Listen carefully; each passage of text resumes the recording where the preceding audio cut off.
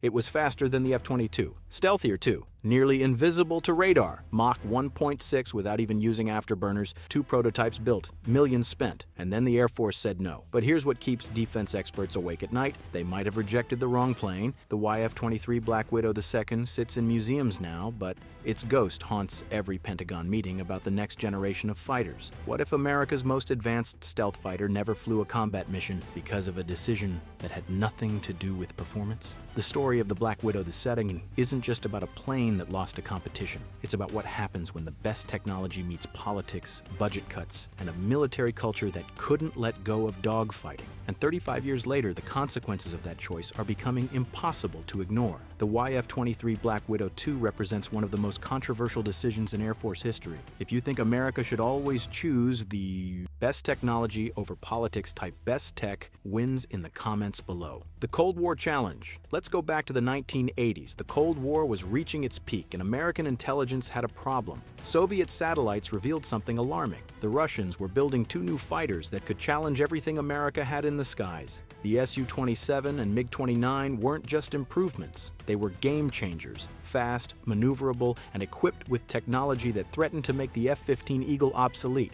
The Air Force knew they needed a replacement and they needed it fast. But this wasn't going to be just another fighter jet. This had to be revolutionary. The program was called the Advanced Tactical Fighter Competition, and it would become one of the most expensive military contracts in history. We're talking about hundreds of billions of dollars on the line. Multiple companies submitted proposals, but the Air Force narrowed it down to 2 finalists. In 1986, Lockheed teamed up with Boeing and General Dynamics to build the YF-22 Lightning II. Northrop partnered with McDonnell Douglas to create the YF-23. Both teams received $691 million to build their prototypes. That's over $1.7 billion in today's money. Each team also invested hundreds of millions of their own funds. The stakes couldn't have been higher. The requirements were brutal. The new fighter had to be stealthy enough to penetrate Soviet air defenses. It needed to cruise at supersonic speeds without afterburners, something called supercruise that would save fuel and reduce heat signatures. It had to carry weapons internally to maintain its stealth profile, and it still needed to outmaneuver anything the Soviets could put in the air. Many engineers thought it was impossible to achieve all of this in one aircraft. Northrop had an advantage, though. They'd been working on stealth technology for years. The B-2 Spirit bomber was their creation, and they'd learned how to make curved surfaces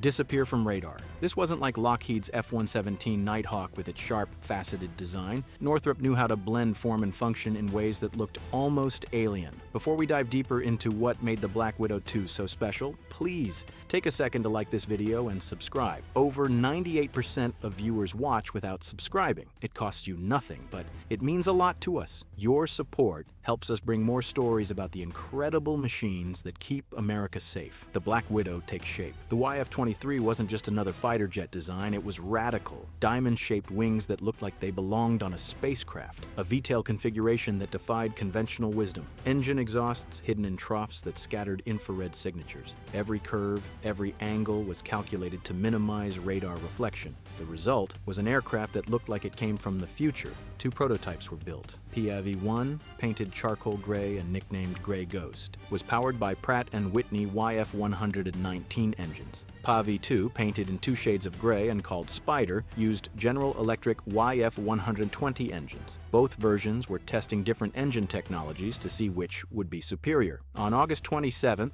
1990, test pilot Paul Metz took the Gray Ghost into the sky for its maiden flight. 50 minutes of pure performance. The aircraft handled beautifully, responding to every input with precision. 2 months later, on October 26th, Jim Sandberg flew the Spider for the first time. Both prototypes exceeded expectations. The numbers tell the story. The YF-23 measured just over 67 feet long with a wingspan of 43 feet. Top speed, Mach 2.2 at altitude. But here's the impressive part, it could supercruise at Mach 1.6 without afterburners. The Pratt & Whitney version hit Mach 1.43 in supercruise, while the General Electric version reached Mach 1.6. Both were faster than the YF-22's Mach 1.58. Range was another strength. The Black Widow II could fly nearly 3,000 miles with a combat radius of 800 miles. Its service ceiling reached 65,000 feet, higher than most threats could reach. And its stealth characteristics were reportedly superior to the competition. The radar cross-section was so small that one engineer claimed it was nearly 100% undetectable by radar systems of that era. But here's where things get interesting. The YF-23 sacrificed one thing for all these advantages: extreme maneuverability at low speeds. It didn't have thrust vectoring nozzles like the YF-22. It couldn't perform those dramatic post-stall maneuvers that looked so impressive in demonstrations. The Northrop team believed that future air combat would happen at long range, beyond visual distance, where stealth and speed mattered more than dogfighting ability. The competition that changed everything. Now we come to the heart of the story, and this is where it gets controversial. Both teams had to demonstrate their aircraft to the Air Force, but they took very different approaches, and this difference would determine the winner. Lockheed went for spectacle. They pushed the YF-22 to its limits, showing off aggressive, high angle of attack maneuvers that seemed to defy physics. The plane could point its nose almost straight up while still flying forward. They fired test missiles, an AIM-9 Sidewinder, and an AIM-120 AMRAAM, proving the weapons bay worked perfectly. Every demonstration was designed to impress, to show fighter pilots that this was a machine they could really fight with. Northrop took a different path. They were engineers first, and they approached the demonstration like a scientific experiment. Their goal was to validate their design predictions and gather clean data. The demonstrations were technically successful, hitting every target number, but they didn't fire any missiles. They didn't push the envelope on low-speed maneuvering. They played it safe. In hindsight, this was a critical mistake. The Air Force wasn't just buying data points. They were buying confidence. The YF-22's flashy performance offered tangible proof of combat potential. The YF-23's conservative approach, while scientifically sound, didn't create the same emotional impact. There were other factors at play too. Lockheed had a stellar reputation for managing complex classified programs. They'd built the F-117 Nighthawk stealth fighter, and despite its quirky appearance, it had performed flawlessly in combat. Northrop, meanwhile, was dealing with cost overruns and political challenges on the B-2 bomber program. Fair or not, this created doubts about their ability to manage another massive project. Then there's the factor nobody likes to talk about openly: industrial base politics. By 1991, Lockheed's fighter division was in trouble. They didn't have any new fighter programs in the pipeline. If they lost the ATF competition, they might exit the fighter business entirely. Some analysts believe this tipped the scales. On April 23, 1991, Secretary of the Air Force Donald Rice made the announcement. The YF-22 had won. It would become the F-22 Raptor. For the Northrop team, it was devastating. What might have been the consequences of that decision are still playing out today. The F-22 Raptor became one of the most capable fighters ever built, no question about it, but it also became one of the most expensive and troubled programs in Air Force history. The original plan called for 750 aircraft. Only 187 were built before production ended in 2011. Cost overruns, technical challenges, and changing priorities killed the program early. Now, imagine if the YF-23 had won instead. Would it have faced the same problems? Recent analysis suggests it might have had some advantages. The Black Widow 2's design was actually simpler in some ways. No thrust vectoring meant fewer complex parts to maintain. The emphasis on stealth and range aligned better with how air combat actually evolved in the 21st century. Think about every air war since 1991. Desert Storm, Kosovo, Afghanistan, Iraq, Syria. How many involved close-range dogfights? Almost none. Nearly every engagement happened at beyond visual range, exactly the scenario the YF-23 was optimized for. Modern air combat is about seeing the enemy first, shooting first, and never getting close enough for a turning fight. Stealth and supercruise matter far more than post-stall maneuvers. Some defense experts now argue that the YF-23 was simply ahead of its time. It was designed for the warfare of 2020, not 1990. Fighter pilots in 1991 still valued extreme maneuverability because that's what had won fights in Vietnam and the Middle East. But by the time the F-22 entered service in 2005, the world had changed. Advanced sensors and missiles meant traditional dogfighting was becoming obsolete. The technical superiority nobody wanted. Let's talk about the specific advantages the YF-23 had over the YF-22. These aren't just theoretical, they're documented facts from the flight test, program that somehow didn't matter enough when the final decision was made. First, speed. The YF-23 was faster in every flight regime. Its supercruise capability of Mach 1.6 compared to the YF-22's Mach 1.58